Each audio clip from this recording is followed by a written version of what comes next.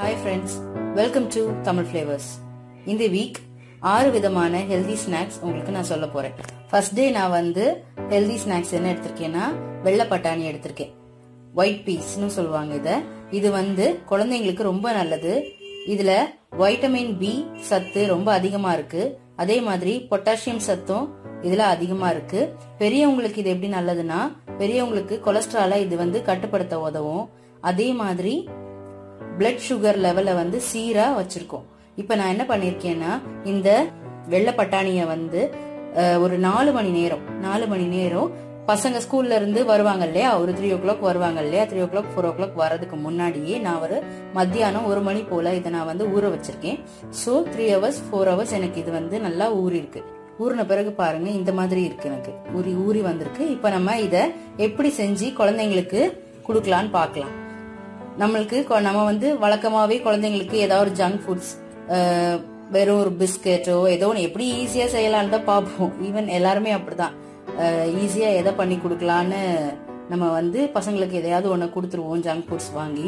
அப்படி பண்ணாம பசங்களுக்கு வந்து ஹெல்தியான வழியில சாப்பிடணும்னு நினைக்கிறதுனால இப்போ ஃபர்ஸ்ட் டே ஸ்நாக்ஸ் ஹெல்தியான ஸ்நாக்ஸ் நம்ம வந்து பார்க்கலாம். இப்போ அதை எப்படி செய்யறதுன்னு நான் உங்களுக்கு வந்து சொல்றேன். நம்ம இப்போ இந்த வெள்ளை பட்டாணிய குக்கர்ல போட்டிருக்கோம். இவ்வளவு தண்ணி வச்சா போதும். ஒரு கப் தண்ணி, ஒரு 1/4 ஸ்பூன் இந்து உப்பு. இந்த உப்பு பேரு வந்து இந்து உப்பு. இந்த உப்பு பாருங்க பிங்க் கலர்ல இருக்கும், லைட் பிங்க் கலர்ல இருக்கும். இது வந்து நாட்டு மருந்து கடையில வந்து கிடைக்கும். இது இப்போ வழக்கமா நிறைய பேருக்கு இப்போ கிட்னி ப்ராப்ளம்ஸ் அந்த மாதிரி நிறைய இருக்கு இல்லையா, நம்ம சாதா உப்பு பயன்படுத்துறதை விட இந்த இந்து உப்பு உடம்புக்கு ரொம்பவே நல்லதுன்னு சொல்லி நாங்க வந்து இதை வாங்கினோம் கடையில. சோ இப்போ இது நல்லது. உங்களுக்கு இது வேண்டாம் அப்படின்னா சாதா உப்பு கூட போட்டுக்கலாம். இது இந்து உப்பு நல்லதுன்னு சொல்றாங்க, அதனால நாங்க இப்போ இதை பயன்படுத்துறேன். நான் வந்து கொஞ்சம் போட்டாலே போதும், அதனால ஒரு 1/4 ஸ்பூன் உப்பு எடுத்து இப்ப இதுல போட்டுக்கிறேன்.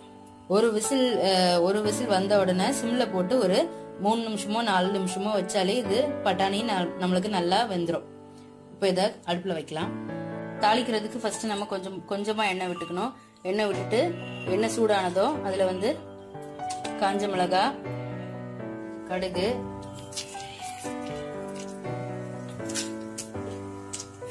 கடுகு போட்டுனதோ அதுல வந்து கருவேப்பிலையும் கொஞ்சமா பூண்டு தள்ளி வச்சிருக்கோம், ஒரு 4-5 பூண்டு அதை போட்டுக்கணும். பூண்டு வந்து இந்த கடலெல்லாம் சாப்பிடும்போது பூண்டு சேர்த்துக்கிட்டா வாய்வு பிரச்சனை இருக்காது. குழந்தைங்களுக்கு ஒன்றும் செய்யாது, பெரியவங்களா இருந்தா வாய்வு பிரச்சனை தொல்லை இருக்காது கடலெல்லாம் சாப்பிடும்போது. அதனால கொஞ்சமா பூண்டு சேர்த்துக்கோங்க. சேர்த்துட்டு இப்ப தாளிச்சாச்சு. இது லைட்டா அந்த பூண்டு ப்ரௌன் கலர்ல ஆன உடனே வேக வச்சிருக்க பட்டாணியில இதை சேர்க்க வேண்டியதான். இப்ப இது நல்லா பொரிஞ்சிருச்சு. இப்ப நம்ம இதை எடுத்து வேக வச்சிருக்க கடலையில சேர்க்க போறோம்.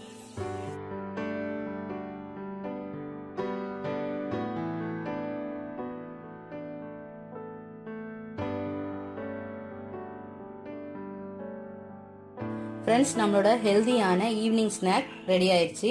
இப்படி நீங்க தாளிச்சு ஊத்தி லைட்டா ஒரு மிக்ஸ் பண்ணிட்டு நீங்க வந்து இத ஈவினிங் ஸ்நாக்கா என்ஜாய் பண்ணுங்க. உங்க குழந்தைங்களுக்கு இது நீங்க கொடுத்தீங்கன்னா குழந்தைங்க நல்லா என்ஜாய் பண்ணி சாப்பிடுவாங்க. ஃபர்ஸ்ட் கொஞ்ச நாள் கஷ்டப்பட்டு தான் சாப்பிடுவாங்க குழந்தைங்களுக்கு ஜங்க் ஃபுட்ஸ்னா ரொம்ப பிடிக்கும், ஹெல்தி ஸ்நாக்ஸ்னா அவாய்ட் பண்ணுவாங்க. ஸோ நீங்க வந்து இதை உங்க குழந்தைங்களுக்கு கொடுத்துட்டு வந்தீங்கன்னா குழந்தைங்க நல்லா ஹெல்தியா இருப்பாங்க. ஸோ உங்களுக்கு இந்த வீடியோ பிடிச்சிருந்தா நீங்க சேனலை சப்ஸ்கிரைப் பண்ணுங்க, கமெண்ட் பண்ணுங்க, ஷேர் பண்ணுங்க, லைக் பண்ணுங்க. தேங்க்யூ ஃபார் வாட்சிங்.